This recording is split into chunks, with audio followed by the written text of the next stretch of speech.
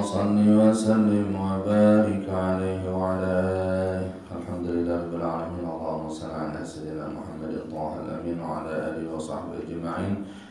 أما بعد، رب اشرح لي صدري ويسر أمري واحلل عقدة من لساني يفقهوا قولي. سدد لساني واهد قلبي بحق سيدنا محمد صلى الله عليه وسلم. Meneruskan kajian bab Asrarul Haji. Pada pertemuan sebelumnya kita sudah bahas bagaimana orang yang haji sudah pulang, sudah bersiap-siap pulang ya, adabnya pamitan dengan Nabi Muhammad SAW.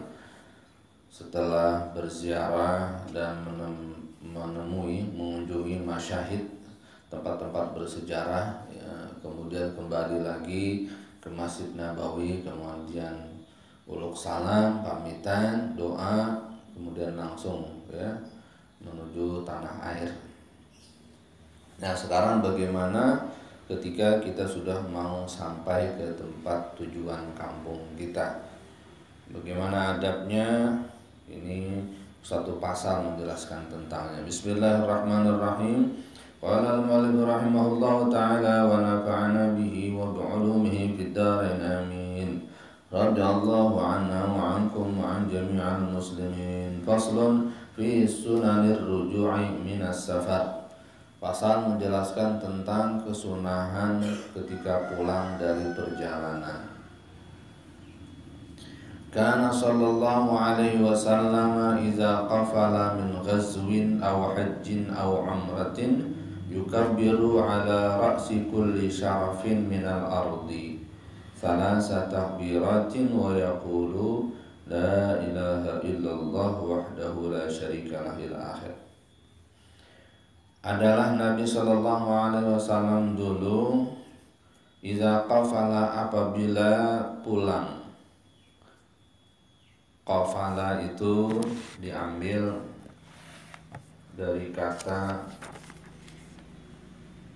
minal kuful, ay ar-ruju' minas safar wa la yusta'malu illa fi intiha'is safar. Kata-kata qafala yakfulu kufulan itu artinya kembali dari perjalanan. Tidak digunakan kata-kata qafala ini kecuali ketika ujung perjalanan sudah mau sampai. Ada raja'a itu kembali, tapi kembalinya masih jauh. Tapi kalau qafala itu kembali tapi sudah posisinya udah mau nyampe, itu namanya qafala. Oleh karena itu orang-orang yang musafir disebut dengan kafilah. Ada dengar kata kafilah? Kan ada bahasa Indonesia. Apa? Anjing menggonggong, kafilah berlalu. Nah, kenapa disebut kafilah? Dari kata-kata qafilah. Qafilah itu adalah orang yang kembali dari perjalanan jauh. Nah, musafir disebut dengan kata-kata kafilah atau qafilah, bahasa Arabnya adalah tafaul. Berharap setiap orang yang berangkat bakal bisa kembali. Maka disebut rombongan musafir perjalanan disebut qafilah. Berharap dia bisa bakal kembali. Maksudnya kembali dengan selamat ya. Jadi Nabi Shallallahu Alaihi Wasallam apabila qafala, qafalatnya apa? Kembali dari perjalanan jauh yang sudah hampir mau sampai. Ya, jadi kalau di sini ya mungkin sudah di jalan tol tuh mau keluar tol menuju Bojonggede sudah termasuk qafala. Ya. Min ghazwin, pulang dari pertempuran peperangan. Aw hajjin, atau pulang dari haji. Aw umratin, atau pulang dari umrah. Ini adabnya nih, mau pulang haji, pulang umrah. Ya, kemarin pulang haji belum baca doa ini masa. Kemarin umrah nggak begini nih.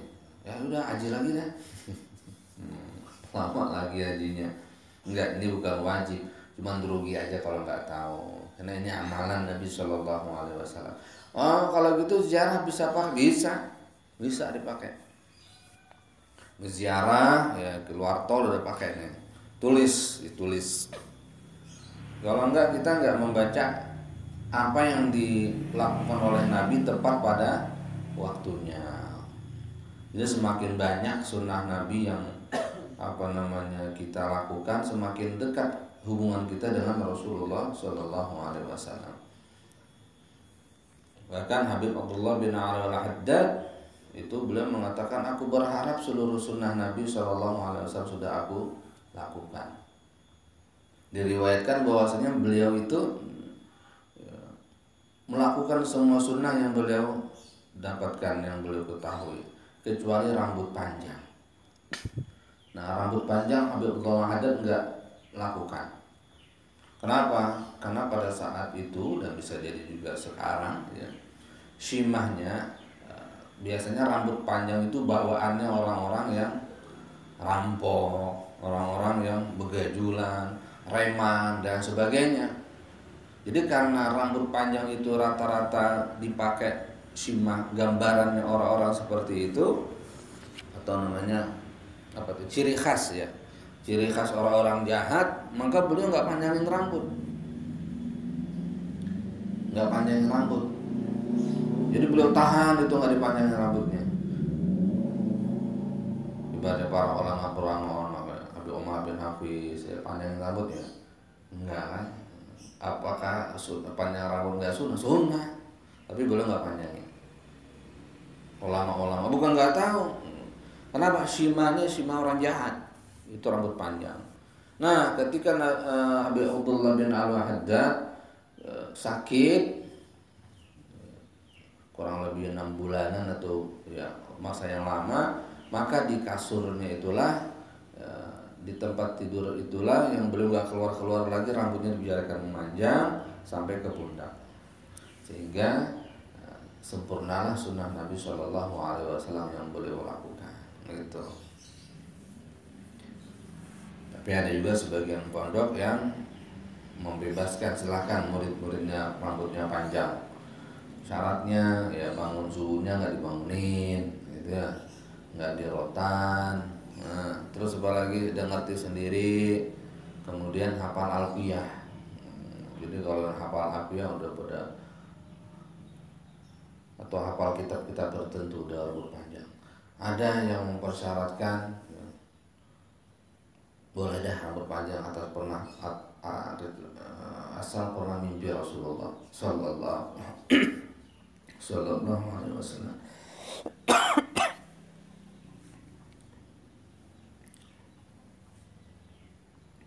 Masya Allah, mana pondoknya tuh? Ya nggak tahu di mana, ngomong aja.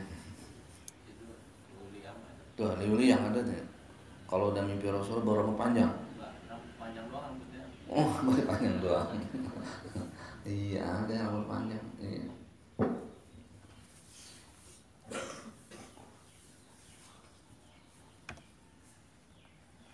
Mau rambut panjang? Kenapa rambut panjang? Sunnah Rasulullah. Ya udahlah, nggak usah dibahas-bahas. Kamu Haddad nggak pakai rambut panjang.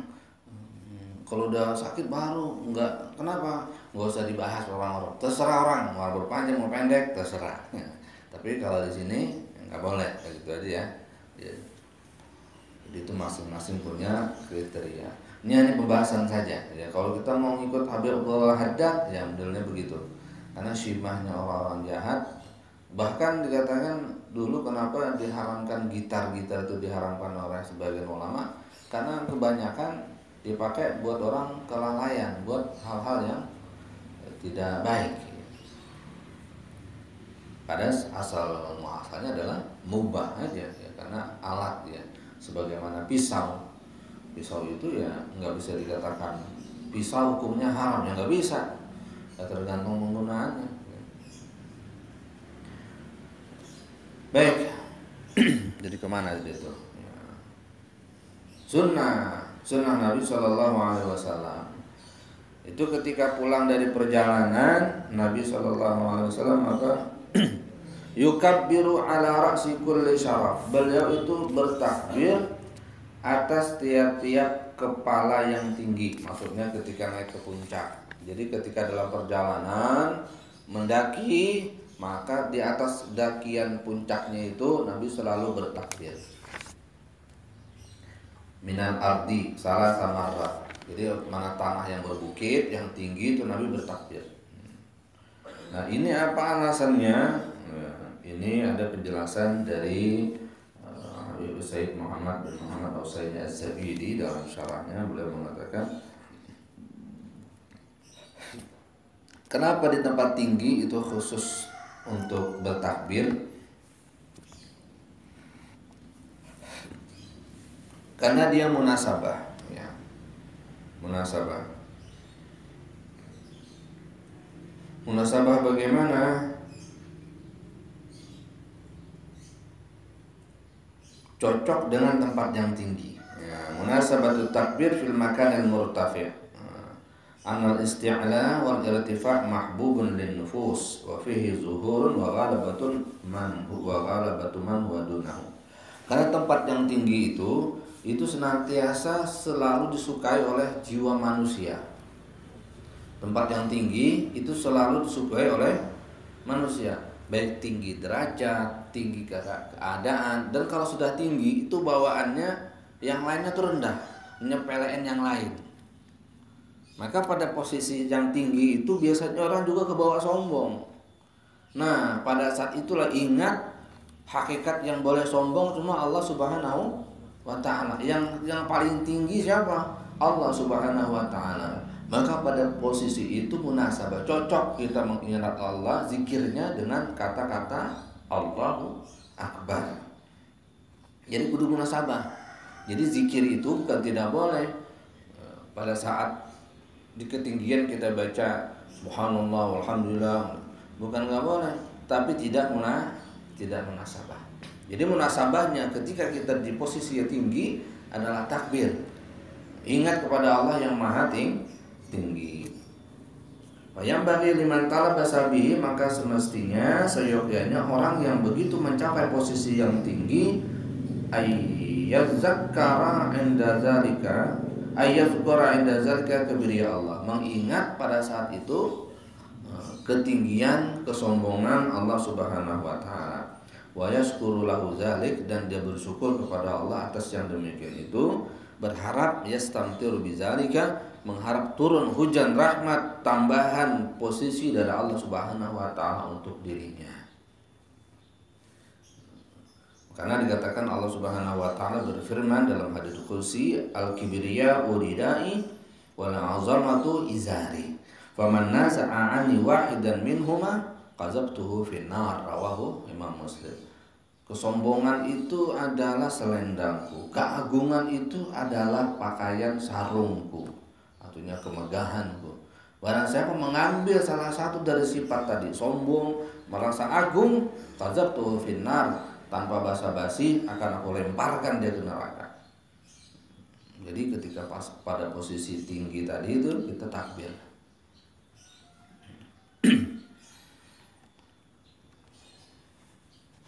Apa bacanya? La ilaha illallah wahdahu la syarikalah. Nah, tadi kan ketika posisi tinggi Allahu Akbar, Allahu Akbar, Allahu Akbar, la ilaha illallah wahdahu la syarikalah, lahul mulku wa lahul hamdu wa huwa ala kulli syai'in qadir. Aibun, taibun, abidun, sajidun li rabbina hamidun, sadaqallahu wa'dah wa nasara 'abdah wa hazamal ahzaba wahdah. Ini bacaan kalau pulang dari perjalanan. Nah, ya nasihat umpamanya dari Solo pulang, terus keluar tol udah baca Bismillahirrahmanirrahim. La ilaha illallah wahdahu la syarikalah, lahul mulku wa lahul hamdu wa huwa ala kulli syai'in qadir. Aibun, taibun, abidun, sajidun li rabbina, sajiduna li rabbina, hamidun, sadaqallahu wa'dah wa nasara 'abdah wa hazamal ahzaba wahdah. Sudah tahu artinya la ilaha illallah wahdahu la syarikalah. Jadi kapanpun kita tetap berzikir kepada Allah Subhanahu wa taala. Jadi ingat kepada Allah.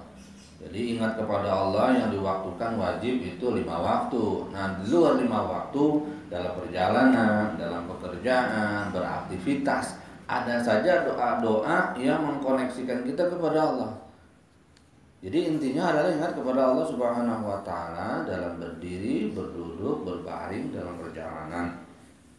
Begitulah umat ini senantiasa diharapkan koneksinya kepada Allah Subhanahu wa taala penciptanya.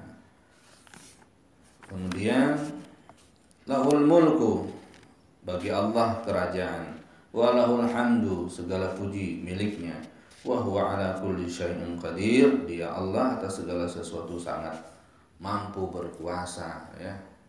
Mampu berkuasa, menentukan dan lain sebagainya. Ayibun, dia adalah khabar mubtada. Artinya nahnu ayibun. Ayibun ay raji'un. Kami akan kembali, kami akan pulang, ya. Nah, apa maksud faedah daripada al-aub atau ayibun, pulang tadi? Kan udah ketahuan pulang, kenapa harus ngomong lagi kami pulang? Kami pulang. Maksudnya apa? Fama tahtal ikhbar bizalika minal faidah. Maksudnya apa nih? Faedahnya apa? Ngomong, dizikirkan. Nahnu, kami pulang ya Allah.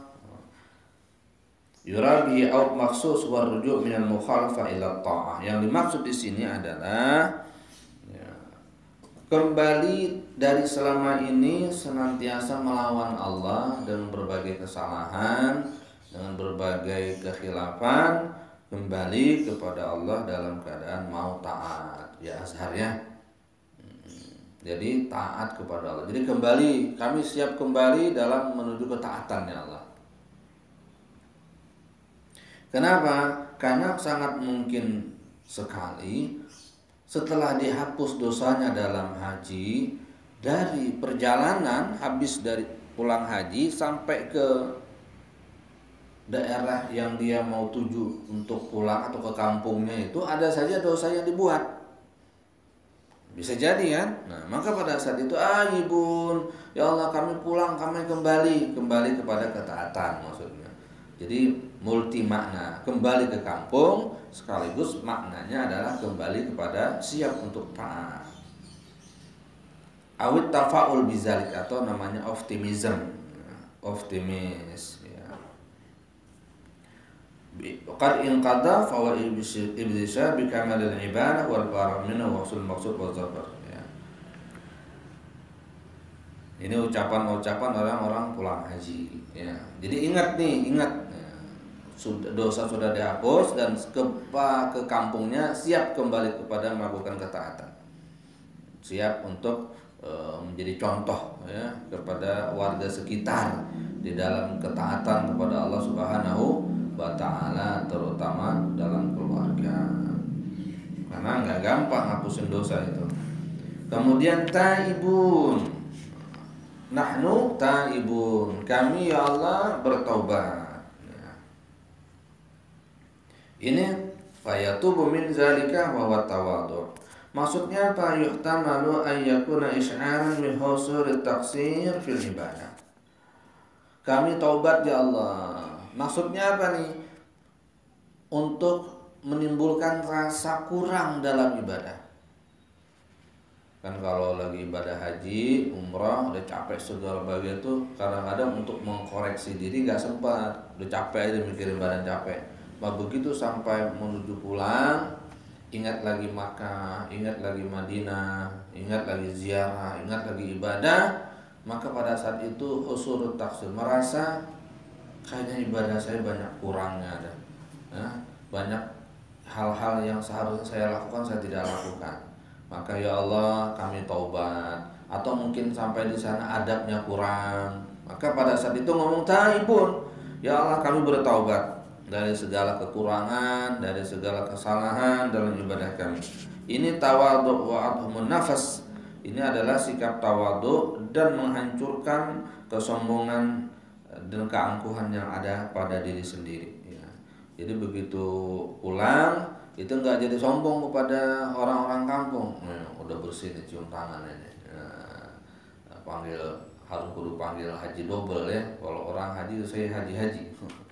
Nah, jadi hilang itu semua. Makanya orang pulang haji biasa pada tawadhu gitu, biar pada pemurah karena merasakan ini, merasakan ini ya. Jadi merasa ibadahnya kurang, merasa jadi ingat itu, jadi rindu pengen kembali. Au ta'limun liman yaqa zalika min fi safarit ta' wa yakhlatu bima la yuzu fi'luhu. فيحتمل الإشارة بذلك إلى أن ما كان فيه من الطاعة الحج وعمرة والغيظ قد كفر ما مضى ويسأل التوبة بما بعده. Dan waqad tusta'malu tauba fil ismah. Dan kata-kata taibun ini juga untuk digunakan agar setelah haji ini semoga saya dijaga oleh Allah Subhanahu wa taala untuk tidak jatuh lagi di dalam dosa. Itu makna taibun. Jadi penting untuk kalimat ini diucapkan. Ya Allah, segala kesalahan saya yang lalu saya taubat, dan yang akan datang ini Engkau jaga daripada kesalahan tersebut. Itu makna taibun. Ya. Abidun, ya Allah kami siap akan beribadah terus-terusan setelah ini. Kata abidun itu PL isim fa'il. Isim fa'il itu maknanya akan. Sajiduna li rabbina, siap untuk sujud kepada Tuhan kami Allah Subhanahu wa taala. Jadi semacam kata-kata janji ulang, update ulang niat. Jadi begitu sampai ke kampung, ngelihat orang-orang masjidnya biasanya kalau di Madinah, di Makkah pada full penuh-penuh, semangat kita ibadah. Nah, begitu pulang kampung tentunya suasana seperti kita sebelum berangkat. Ya begitu jamaahnya 4, 5, 10 orang ya. 4, 5, 9 orang ya. 4, 5, 9 orang ya. 5, 6, 11 orang jamaah subuhnya ya. Nah kita siap untuk menyemangati jamaah yang ada, siap untuk jamaah terus pagi, siang, dan seterusnya 5 waktu diusahakan. Jadi sajiduna li rabbina, siap sujud, memotivasi yang lain. Ini visi misi yang Nabi SAW tekankan dalam kata-kata yang jadikan doa ini. Hamidun, dan kami siap memuji Allah Subhanahu wa taala kepada li rabbina juga. Sadaqallahu wa'dah wa nasara 'abdah wa hazamal ahzaba wahdah. Nah, ini dia. Selesai itu bacaannya. Wa fi ba'di riwayat, dalam riwayat yang lain kalimatnya ada tambahan wa kullu syai'in halikun illa wajhah lahul hukmu wa ilaihi turja'un. Segala sesuatu akan binasa kecuali Allah Subhanahu wa taala, lahul hukmu wa ilaihi turja'un. Kembalinya semuanya kepada Allah Subhanahu wa taala. Itu ujungnya. Jadi tadi wa huwa ala kulli syai'in qadir. Di situ wa kullu syai'in halikun illa wajhah lahul hukmu wa ilaihi turja'un. Ditambahin aja di ujungnya ya. Nasara wa sadaqallahu wa'dah wa nasara 'abdah wa hazamal ahzaba wahdah.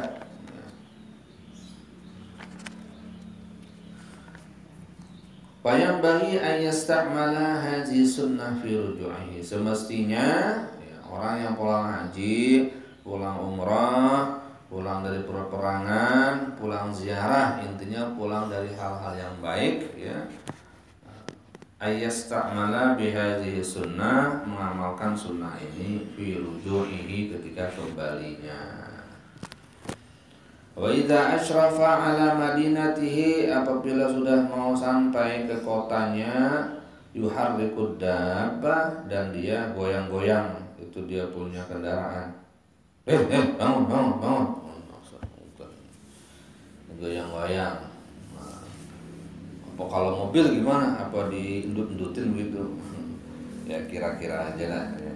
Terontok lagi pada baut-bautnya. Goyang-goyang cek ya. Wa yaqulu Allahumma ja'al lana biha qararan wa rizqan hasana. Ya Allah, jadikan kampung ini, kampung yang kami menetap ini, ya, kampung yang tetap, yang damai, dan berikan dia rezeki yang bagus. Ya, biar bisa balik lagi ke tempat-tempat yang baik, yang selamat, yang baru saja kami tuju. Kemudian summal yursil ila ahli, kemudian telepon ke keluarga. Kalau kita sekarang sudah ada tanggalnya, mau pulang jam sekian belum berangkat udah ada tanggal pulang. Kalau orang dulu kan ya perjalanan jauh setahun baru balik, 6 bulan berangkat, 6 bulan pulang. Ya. Ada yang 3 bulan pergi, 3 bulan pulang. Ada yang sebulan pergi, 3 hari pulang. Kok bisa? Iya masuk mondok. Ya. Diantar orang tuanya sebulan, di pondok 3 hari pulang. Summa yursil ila ahli, kemudian dia kirim orang ke keluarganya. Wah, yang ini gerak cepat nih. Ya, Imam Ghazali kan dulu belum tahu kalau di sini ada handphone. Ya. Jadi kirim orang untuk ngasih tahu ke kampung. Man yukhbiruhum biqudumihi, orang yang memberitakan bahwasanya dia udah pada datang. Kaila la yaqdumu alaihim baghtatan, agar datang tidak tiba-tiba. Fadzalika huwa sunnah. Itu sunnah. Jadi ngagetin itu enggak sunnah berarti ya. Tiba-tiba surprise, kaget orang. Ya udah datang aja. Kita enggak siap-siapan apa-apa nih, enggak apa-apa, bukan itu tujuan kami, yang penting kita datang. Bukan begitu. Orang sini nih kalau datang kan kita udah ngundang-undang orang dulu. Ya itu sini datang diri-diri aja begini. Kan jadi enggak persiapan. Orang-orang jadi pada enggak tahu. Gitu biasa itu. Kasih tahu dulu mau pulang, tanggalnya apa segala macam. Jangan kejutan begini. Kan asik juga kita nyambut orang dari datang tuh di ujung kampung kita disambut. Kalau orang dulu gitu tuh, wah saya mau pulang haji nih, wah udah deh. Kalau di Parit, ujung Parit, wah udah sekampungan pada datang.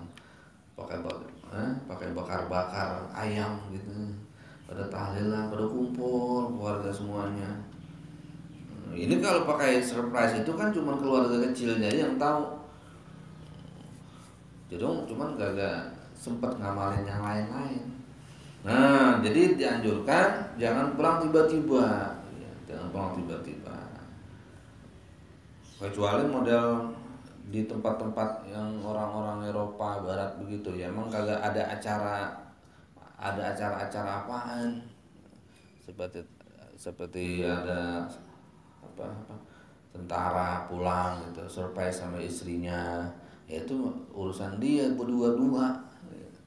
Seneng sini. Nah, kalau orang haji kan sekampungan pada tahu urusan agama. Biar orang pada tahu, oh dia pulang haji. Rebutan dan minum air zam-zam, doain mau dengan haji doain. Nah, seru. Jadi memang biar dijadikan tauladan maksudnya. Ini jadi sunnah. Jadi pulang tuh ngasih tahu dulu. Wala yang bagi ayyatruqa ahlahu lailan. Dan usahakan jangan datang ke rumah tuh pada malam hari, orang udah tidur daripada datang. Usahakan jangan pada malam hari. Udah orang siap lah intinya. Fa iza dakhala al-balad, apabila sudah masuk ke negerinya, masuk ke kampungnya, falyaqsidil masjid, hendaknya menuju masjid awalan dulu. Wal yusalli raka'ataini, kemudian sholat 2 rakaat, fahuwa sunnah. Jadi masih dulu sholat sunnah, baru pulang ke rumah. Kadzalika kana yaf'alu Rasulullah sallallahu alaihi wasallam. Insyaallah disambung